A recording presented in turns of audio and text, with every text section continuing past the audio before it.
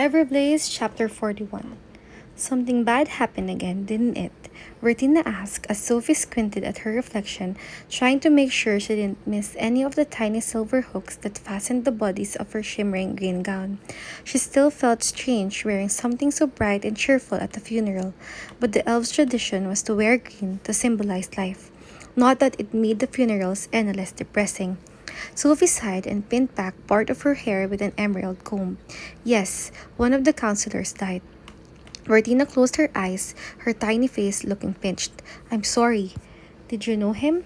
Not as well as I would have liked, Sophie admitted as she spread her little pink gloss over her lips. Not as well as I should have. I'm so sorry, Bertina repeated. What happened? He was killed in a fire by a group called the Never Seen. Sophie had told Grady and Edeline the name she discovered and hailed Alden and done the same. None of them had heard any trace of it ever mentioned. So Sophie's heart picked up speed when Bertina shook her tiny head and whispered, Not them again. What do you mean? Do you know who they are? Bertina's eyes stretched as wide as they could go, and she squeaked something about saying too much and clicked away. I'm going to have Dexter program you to tell me, Sophie shouted, pounding on the glass. Bertina clicked back. I never have the chance. I have an auto erase feature and I can wipe my memory clean and reset if I have to. Why would you do that? I don't want to. I want you to give me the password so I can trust you. Haven't you found it yet? No, all she found was a stupid human mirror, unless is it follow the pretty bird across the sky? Bertina shook her head sadly. No, but the bird is connected to it. Sophie knew Bertina probably meant the clue to be helpful, but it wasn't exactly a revelation. The black swan used birds for everything. A bird is connected to what? Grady asked from the doorway. Oh, just a game Bertina and I are playing. Sophie told him, throwing her green velvet cape over her shoulders and pinning it with her ruined crest. She could tell Grady was less than impressed with her lie, but all she said was, You look beautiful. Thanks. She took another glance at her reflection, hating that she looked more like she was heading off to prom. But Grady was dressed just as formally, velvet pants, an intricately embroidered jerkin, and a gold-trimmed silk cape, though his clothes were a deep hunter green.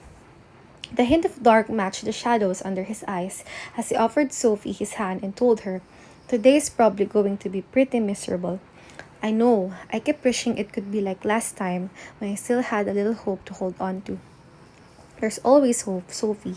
Just because Kenrick is gone doesn't mean that his work and the things he stood for will vanish. It's just going to take everyone a little time to heal. Sophie cringed. Sorry, bad choice of word. Grady sighed, mussing her hair. You ready? She wasn't, but she took his hand and they made their way up the stairs, with Sander close behind.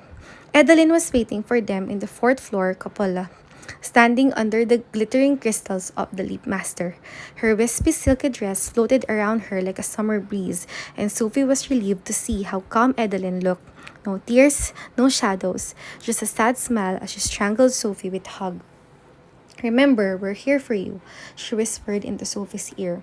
I'm fine, Sophie promised, but she didn't feel fine as Grady called the Lip Master to bring them the crystal for the Wonderling Woods, especially when Sander joined them under the crystals. The council would only allow a goblin into the Wonderling Woods if they were expecting some sort of danger. Sophie had thought the crowd for Alden's planting had been huge, but it was nothing compared to the turnout for Kenrick. A never-ending line of green-clad figures stretched down the silvery path, waiting silently for their turn to pass through the archway that proclaimed those who wander are not lost. And they weren't just elves. Gnomes, goblins, dwarves, and some sort of wet-looking grayish-green creatures, trolls maybe, were all in the mix. But no ogres. Sophie wondered if any of the never-seen were lurking among the crowd. She wouldn't put it past them. She reached for Grady's hand, expecting him to head to the back of the line, but Grady led them to a side entrance, hidden among a thick vine of white star-shaped flowers. The goblin guarding the gate was so large he made Sander look scrawny, and his voice was even squeakier as he told them, There's a space reserved for you in the clearing. Just look for the silver ropes. Thank you, Grady said, pausing in the middle of the gateway. Is there a path I'm not seeing? The crowd keeps closing it off, the goblin told them, and I suggest you move quickly. Sanders saluted the guard and took the lead, ordering Sophie to stay right behind him as he pushed into the mass of bodies, creating a narrow wake for them to follow. Despite the suffocating crowd, the Wonderling Woods maintained its eerie and natural silence, swallowing the sound of their footsteps as they wove through the carefully arranged trees. Each Wonderling seed was wrapped with a hair from the person who'd been lost, making the tree reflect their appearance as it grew and absorb their DNA. There were tall trees, thin trees, leaves in every dark color of the rainbow, trees with dark bark or light bark or flowers or berries, plus three small saplings that never should have been planted. They passed Alden's Wonderling first, and Sophie was stunned at how tall the dark leaf tree had grown in such a short time. If it weren't for the vivid teal flowers peppered among the branches, she never would have guessed it was his. Hers and Dex's trees looked taller too, though it was hard to tell from a distance. Their Wonderlings had been planted side by side high on a hill, and Sophie was tempted to climb up and check on them. But Sandor moved like a bull who'd seen red rushing past tree after tree after tree, each more ancient looking than the last, until they reached the clearing for the ceremony. A silver stage had been set up in the center for the counselors, and the crowd around it was packed so tightly Sophie could barely breathe. That must be the area the guard meant, Grady said, pointing to a pale yellow tree where a small spot of shade had been blocked off with thick silver ropes. Three goblins were guarding the area, and once they'd let Sander pass, they positioned themselves to the left, right, in front of Sophie. Sander stood behind, and his grip stayed locked around his sword, ready to unsheath it any second. Sophie was tempted to tell him he was being overly paranoid, but then she noticed the crowd's faces. They weren't staring at her. They were glaring. Whispers followed, and this time they weren't calling her the girl who was taken. They used the same two words over and over, the same words Sophie was fighting so hard not to think. Her fault. Sophie searched the faces, desperate to find a friend, but the closest she came was Mariella, and when their eyes met, Mariella looked away. A muffled gasp finally silenced the crowd, and Sophie craned her neck to see that the remaining 11 members of the council had arrived in clearing. Four goblins guarded each counselor, cramming the small silver stage with their muscular bodies, but it still looked empty without Kenrick's bright, smiling face. The counselors all wore the same pale shade of green, but instead of the simple gowns and tunics they'd worn for Alden's planting, their clothes were covered in emeralds and peridots, and their circlets were crusted with diamonds. Their hair was perfectly styled and their clothes were perfectly pressed. But the finery didn't make them look any less weary and miserable, especially orally. Her eyes were nothing more than puffy red slits, and she leaned on her goblin bodyguards like they were the only things keeping her standing. "We appreciate your support on this challenging day," Counselor Emery said, his voice hoarse as he stepped forward to address the crowd. "And I know many of you have questions about what will happen next, but now is not the time to focus on such matters. We will have a brief announcement after these proceedings. Before that, we must celebrate the life and loss of our dear friend and inspiring counselor, Kenrick Fatton." Soft sniffles hissed through the air as Counselor Terrick stepped off the stage and dug a small hole in the ground with a silver shovel. When the seed was completely buried, Counselor Leora poured a shimmering syrup from a green bottle on top, then cracked the glass against her palm, letting it shatter into a million shimmering specks that blanketed the freshly turned ground. The sniffles turned to quiet sobs as a tiny sapling sprang from the earth and sprouted with red leaves. But Sophie battled back her tears, knowing if she let herself fall down the rabbit hole of grief, she might never find her way back. "She doesn't even look sorry," someone near Sophie whispered. "Of course she isn't. This was probably what she was created for all along. She should be exiled or banished to the goblins or the ogres." The crowd pressed closer and closer until Sander ordered the other goblins to evacuate. Before Sophie knew what was happening, the bodyguards lifted her over their heads and rushed her outside the woods to the normal forest that surrounded the Wonderlings. "We should be safer here," Sander told her, setting Sophie down in the shade of a tall pine tree. "I'll bring you back in after the receiving line has finished so you can hear the council's announcement." "Can I go through the line?" Sophie asked. "The counselors ask that you don't," Grady said quietly as he and Edeline caught up with them. The less interaction you have with the crowd, the better. Great, maybe they should just lock me away in exile. Adeline hugged her. It's going to be okay. We just need to give the public some time to reset.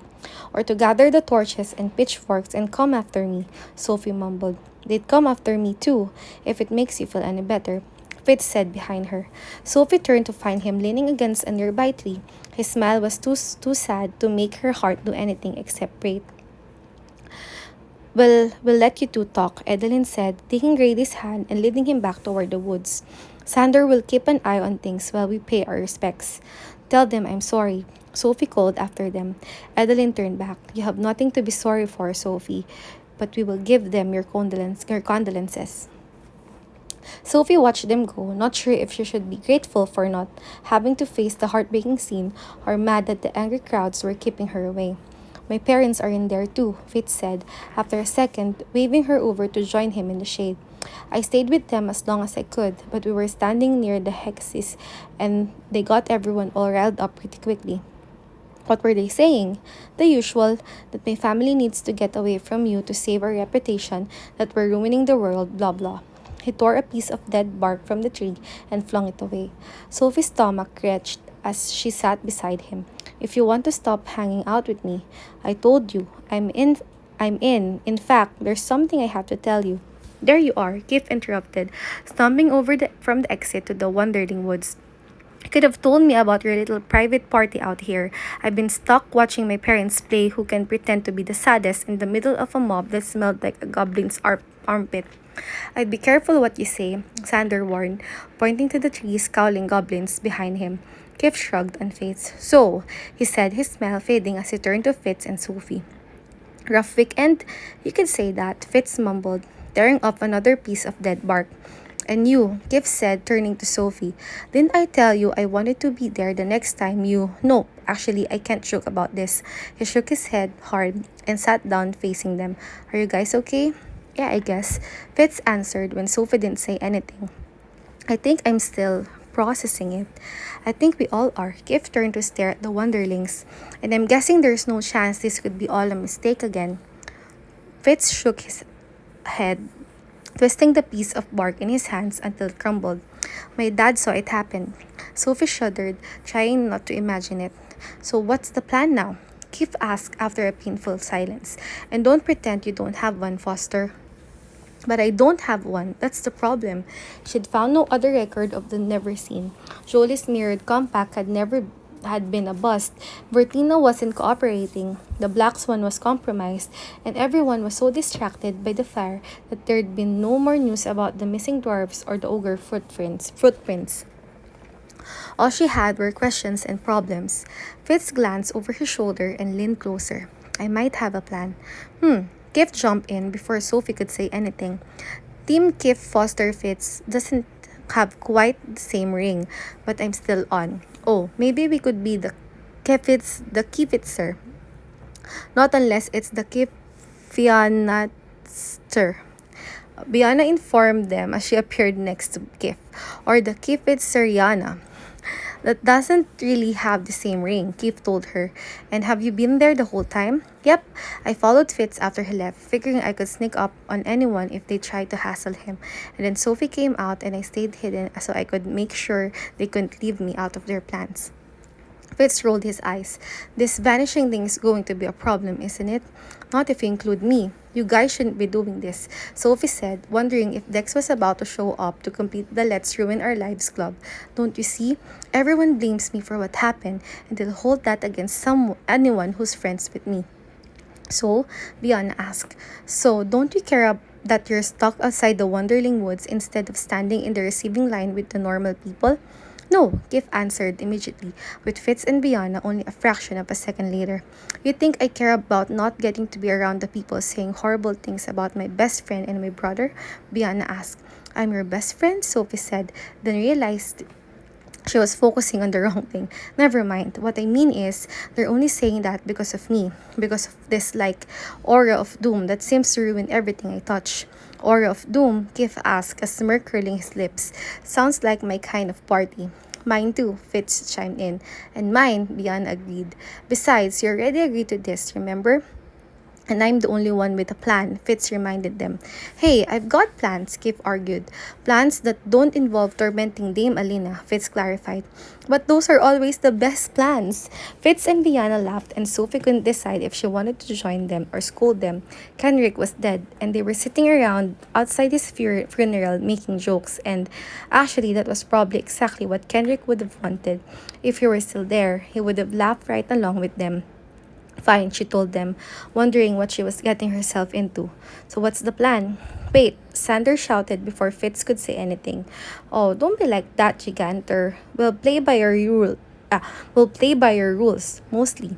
No, Sander insisted, waving Kif silent and sniffing the air. Do you smell that? He turned to the other goblins, who were all unsheathing their swords. What is it? Sophie whispered. Sander tightened his grip on his weapon. Something unpleasant is coming. Before I could say anything else, the ground rumbled, creating a wide sinkhole. Sophie and her friends scrambled back as the goblins shouted orders at each other and surrounded the opening, holding their swords at the ready. 1, 2, 3 seconds passed. Then a stocky brown beast leaped out of the fissure, scattering rocks and dirt and grass as it landed with a heavy thud. Is that an ogre? Sophie whispered, staring at the creature's lumpy face, trying to understand why none of the goblins were attacking.